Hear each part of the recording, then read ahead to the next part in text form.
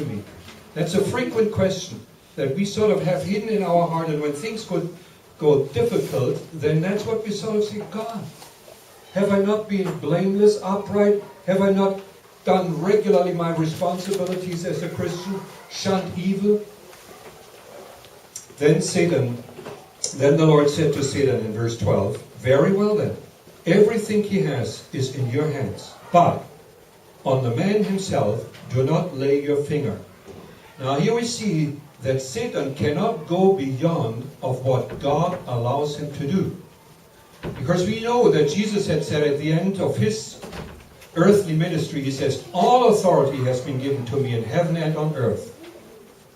So that means in heaven and on earth, over the spirit realm, everywhere, that's where God has authority, and nobody has more authority than God. So anybody who wants to have authority over something has to get it from God. And that is what it says here. But on the man himself, do not lay fingers. So anything that Job possessed, God gave Satan permission to test him. How would Job respond under duress? Now we sang that song, the chorus that you sang, guys, worship team, about tomorrow. I can face him. Worship leader, what was that song that you sang? One of the first one that we always. Because he lives. Because he lives. There we go. Because he lives, I can face tomorrow. But what if tomorrow is a difficult day? And will I then still sing, because he lives? Is that my only security, because he lives? Even if tomorrow is like what Job is about to face. So then we go on in verse 14, or 13 and 14. One day, when Job's sons and daughters were feasting and drinking wine at the oldest brother's house. So they had a family feast there. Okay, so they just celebrated something. It didn't say that they were doing anything evil. A messenger came to Job and said, the oxen were plowing and the donkeys were grazing nearby. And the Sabines, a tribal group, attacked and carried them off. They put the servants to the sword, and I'm the only one who has escaped. All of his donkeys were stolen and taken away. Girls, if you don't want to listen, please go somewhere else, okay? So you sit quietly, both of you. All right? I'm talking to you. Okay. If you don't want to listen, you can go, okay? All right, you need to be quiet. Okay, then in verse 16, while he was still speaking, another messenger came and said, the fire of God fell from the sky and burned up the sheep and the servants, and I'm the only one who has escaped to tell you. Another calamity. All his livestock of sheep were taken away. And on it goes, right down to all his camels and all of the other things were taken away from him. And then, on top of that, his children died. There was a disaster that took place in verse 18 and 19, and all of his children died. His son as well as his daughters.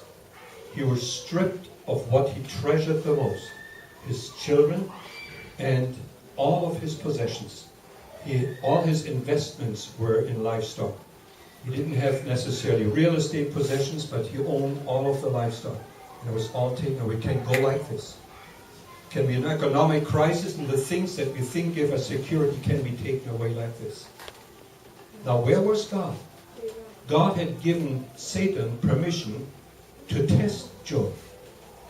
When things like this happen to us, of much lesser proportion, what is our first response? Do we say, God, why did this happen to me?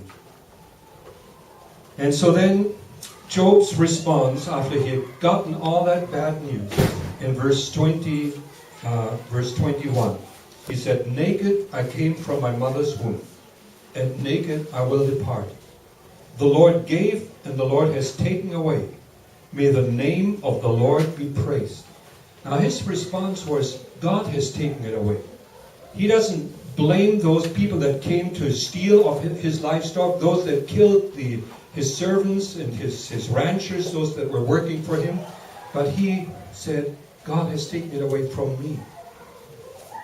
And so he recognized God is testing, and he says the last phrase, may the name of the Lord be praised.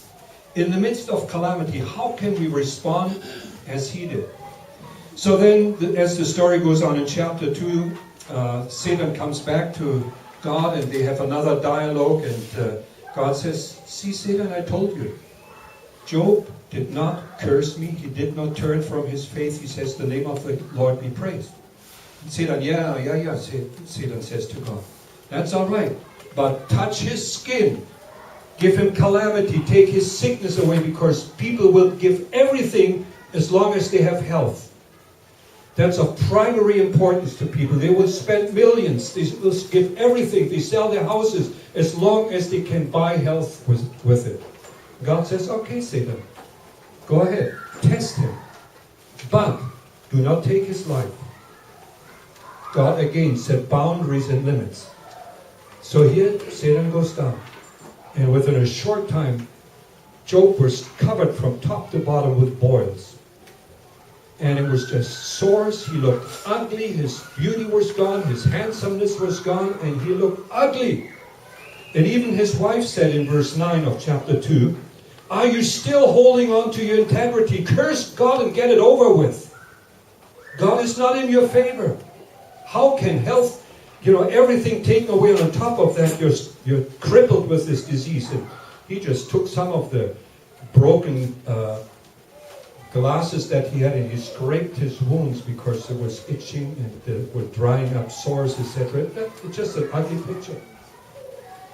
And he comes again into the presence of God, and in the end, Job did not curse God. In all this, it says in the verse 10, in all this, Job did not sin in what he said. He did not sin